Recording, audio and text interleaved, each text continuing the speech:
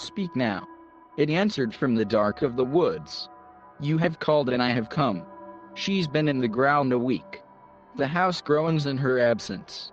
Every settling timber seems to call out her name. The sound of it haunts me late at night. I can't sleep. Rebecca, it calls. But she doesn't answer. Her side of the bed is cold.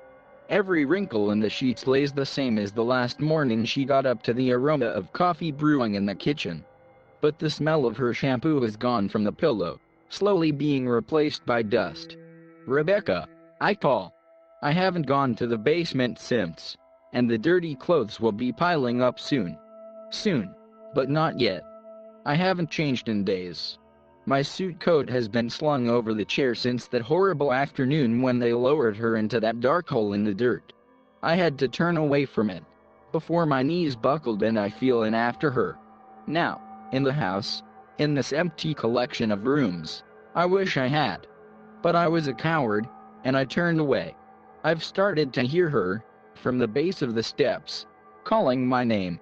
It's faint, like a whisper, and I wasn't even sure I heard it at first. Like a groan from the floorboards that miss the tread of her bare feet, it echoes up to me as I lay sleepless on top of the covers. Jessie, she whispers. Jessie, please, it's just the floorboards, I tell myself and close my eyes. I pray for sleep. I wasn't the one to find her. She had made plans with Carrie down the way, and when Rebecca didn't show she walked up to the house. She'd been waiting in the hot sun for a while, she said, and that she felt terrible. No, guilty. She felt guilty that she was annoyed waiting in the sun by the mailboxes. She couldn't forgive herself for griping about it as she trudged up the gravelway to the house. It was Carrie Ann who got sick on the floor when she saw Rebecca at the foot of the basement stairs. It was her eyes. How they were still open, she said, and her neck at that angle that she had never seen on a person before. She said this to the police. Not to me. She had the grace to spare me those details. It was in an overheard conversation at the wake that I heard it. I can't get those eyes out of my head, even though I hadn't seen them like that. They're emerald green irises, devoid of life, imploring me from the shadows of the cellar, rolled in a way to look at me from the floor. I open my own eyes just to stop seeing it, and I hear her voice calling from downstairs. Still a whisper, but distinct. Please, Jessie, it's almost time. Rebecca's mantel clock, that was her grandfather's, ticks hollowly through the house. Tick-tito-see, tick-tito-see, tick-tito-see. Endlessly, day and night. Eventually it will wind down. Rebecca always remembered to wind it. I had been keeping track of the quarter chimes. I should get up. Old Mr. Boyden gave me the little box with the materials I needed.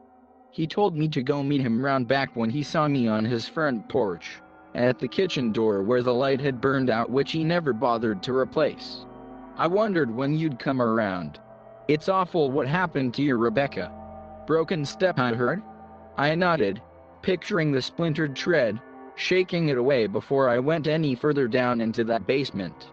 He sighed heavily through his nose and patted me on the shoulder. His hand was gnarled with arthritis and shook with a faint tremor. He turned to the counter just inside the door, picking up a plain brown package, just smaller than a shoebox. The instructions are inside, he said. But be careful what it is you're asking for, whatever it is. You just may get it.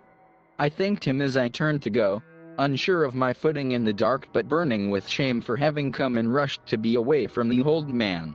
Old Mr. Joshua Boyne. We all knew the stories about him and about his late life. We'd all heard about the things they'd done for people late in the night. The tricks that they had up their sleeves. The tricks that they had in their bottles and powders. We all knew. Or thought we did. And now I do. The little brown package is on top of the dresser, the lid off and laying next to it. I stare at it from the bed, its shape lined in the light of the moon from the window. Rebecca would laugh at me. I'm sure of it. She would have laughed at me for having gone. She would have laughed at what was inside of it. She would have laughed at how hard my heart was hammering. Instead she whispers, Jessie, please, my coat is creased like I thought it would be. but my suit is the only black clothing I own, and I don't want to be seen. With the box under my arm, I pause at the basement door. I'm waiting for her. I'm waiting for her to turn me back, to whisper, "Jesse, please don't," but there is nothing. I get the one last thing required for what I am about to do, a picture of her. Rebecca, with her mouth in a little bit of a pout and the sun caught in her hair. My Rebecca. The moon is hidden, leaving the night darker than expected. My shoes crunch on the road. Just another song in the chorus of night birds and the things that creep in the grass on the shoulder. Only the thundering of my heart is out of tune, and it overshadows the night owl and the crickets the closer I get to the cemetery. Time has stopped, or it feels that way, and I worried I wouldn't make it by midnight. A small part of me hopes I don't. By the time I made it to the road behind the oldest graves, it is just about time. I found the edge of the crossroads Mr. Boyne instructed me to go to. He said it was the best place. Any crossroads would have done. But this is where he always came when he needed. This intersection of dirt roads with the weathered graves on one side and the woodlands on the other. There, on the edge where the road turns from gravel to grass and then to trees, I placed the little brown box down gently. I was shaking and my mind raced between thoughts like a flying insect. Piece by piece I removed the contents, the candles, the little bowl, the paper I had written on, the oil and herbs. I held the matches and called out as I was instructed, the sulfur smell instant and sharp as I struck the match. "O ancient one of the crossroads, hear my call." My voice, foreign in the deep quiet of the night, shook with each syllable. I put the match to the candles, their glow lighting up the trees before me. I followed the ritual as Mr. Boyne had instructed, lighting the candles and calling the secret incantations, doing those other secret things. And then I knelt there in the grass. My suit pants beyond saving, but I didn't care. I waited and waited as the night carried on. And that is when I heard the voice from just beyond the trees. It was low and deep, and it sounded like it was made from all the sounds around me. It was as though the crunch of gravel and the groaning of tree limbs melted with the song of night birds in the embers of a crackling fire. "Speak now. What is it you would ask of me, Jesse?" it said, as a thick inky darkness gathered between two trees, just about to materialize but never quite solidifying. "What is it you ask of me? Is it your sweet Rebecca, who I guided in my chariot beyond the vale?" My eyes welled up at the sound of her name. Frozen with fear and awe, I couldn't answer. Of course it knew. He knew why I was there, with her picture among the candles and incense and whiskey. Of course he knew, with the grief on my heart so palpable I could taste it. I wept. Jesse Turner wept like a child, on his knees in the dirt. I sobbed, and through my choking I begged him for just another dance, a kiss, to make love to her just one more time. I would give anything for just one more time. "We have an agreement, then," he said. His form like smoke in the air whirled behind me, and a book was open before me in the dirt. The page was thick and yellowed and blank. A simple pen with a metal neg lay in the crease of the binding. "Your name for your Rebecca."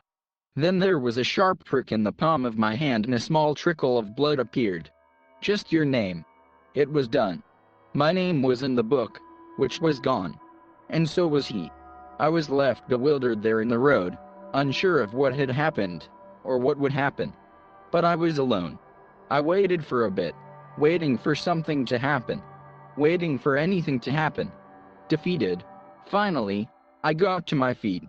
Hopeless. Had I really believed that Rebecca would just appear, or come walking out of the woods? I had pushed away the alternative that she might be lurking behind me, fresh from the grave. Heading home, slow on the gravel road, careful not to look back as instructed, it dawned on me. Home. Rebecca could be home.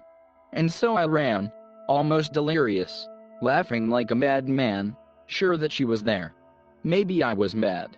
Wouldn't I have to be here in this moment? And there, from the bottom of the hill, was our house. Our house with all its lights on. I had never seen something so glorious in all of my life. Like the gates of heaven, the front door stood open to welcome me home into the arms of an angel. Again, I wept. I wept and choked on my own breath as I took the steep path to the porch.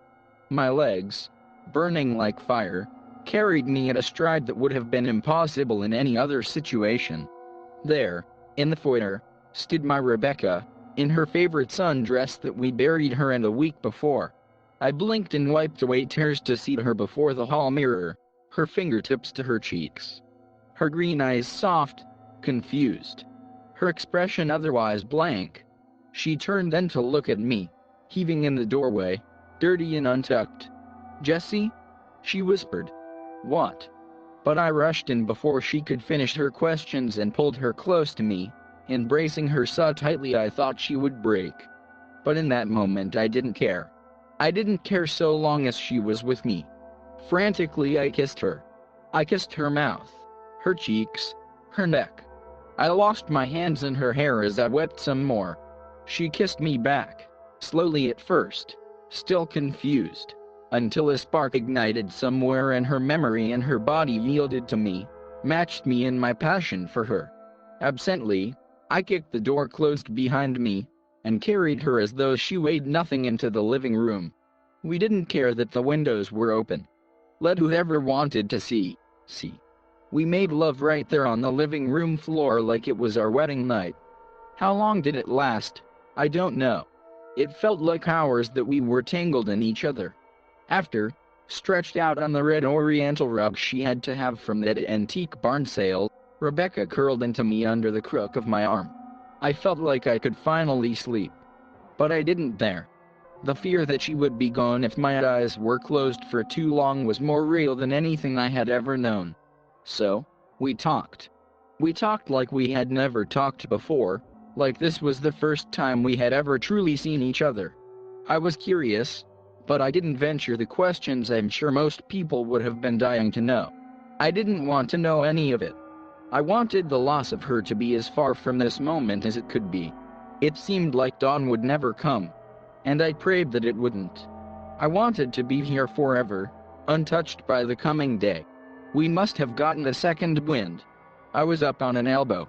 Rebecca was up, back in her sundress, putting on a record. It was something melodic and moody. Something from the 90s, I'm sure.